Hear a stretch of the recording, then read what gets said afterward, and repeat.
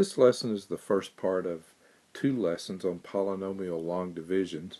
In this lesson we're going to look at polynomial long division that results with no remainder, and then in lesson 2 we'll look at how you deal with the remainders when you're doing long division.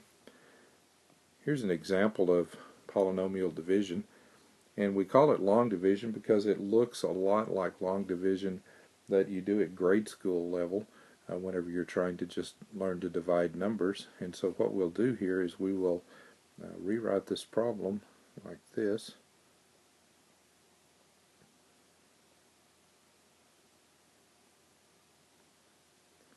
And we're going to go ahead and put it under a division sign like so, and write the x minus 5 out here. Now what we're going to do is we're going to compare these two right here. We're going to look at that x, and we're going to ask, what can we multiply x by that will give us x squared? And in this case, of course, that is x, and I'm going to put it over the x above the division box here. So then I'm going to multiply x times the x minus 5 that I'm dividing by. So x times x is x squared, which is what I want. I want to be sure these x's match their exponents. And then x times negative 5 is negative 5x. In much the same way you would do if you were doing long division with just numbers. Now I'm going to put a line into this, and if you remember, what we want to do right here is we want to subtract these. So what I'm going to do is I'm going to change color just so we can look at it.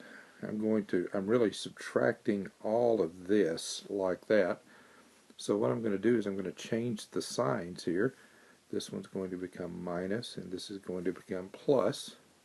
And now you'll see the x squareds cancel each other or go away, and we add 3x and 5x now to get 8x. So we did that by changing that color. Now I'm going to just bring down this minus 40, just as you would bring down a number in long division with numbers. Now I'm going to compare the 8x to x. So I would need to multiply by 8 to get that. So I'm just going to up here add 8, and I'm again going to multiply 8 times 8x and get 8x, and 8 times negative 5, which is going to give me negative 40. And as we did a minute ago, of course, we want to change the signs because we're subtracting now. So I'm going to switch that. I'm subtracting that, and now you'll notice that 8x minus 8x is nothing, and negative 40 and plus 40 also 0, so there is no remainder. So my answer here is x plus 8 when I divide x squared plus 3x minus 40 by x minus 5. Let's try another one of these problems. Again, when I see it has 4 terms, I'm going to go ahead and write this in the box to do the division.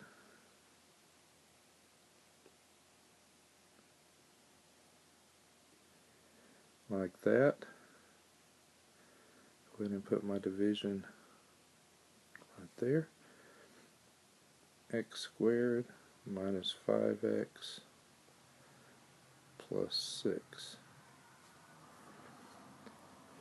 Again, I'm going to look at the first x. This one is an x squared, and I'm going to compare it to this x right here, which is an x cubed. And this time I need to multiply by x again, so I'm going to put it all the way over here on x, or over x, and I'm going to multiply everything out. X times x squared, add the exponents, that's x to the third. X times negative 5 is negative 5x squared, because there's a 5x. And then x times 6 is plus 6x. Now remember, again, I'm going to subtract all of this like that. So I'm going to need to switch all the signs so that I'm distributing the sign to all of them. And I'm just going to do that again by changing color here so it's a little easier for us to see. That becomes a minus, that becomes a plus, this becomes minus. Now the x cubes go away. Plus 5x squared minus 2x squared is 3x squared. And negative 9x and negative 6x is negative 15x. And I'm going to bring down the plus 18. And compare the first terms, 3x squared, 2x squared. The only thing I need to multiply by to get a 3x squared is a 3. So I'm going to put a plus 3 up here. Multiply 3 times x squared. Multiply 3 times negative 5x, negative 15x. And multiply 3 times 6 and get 18.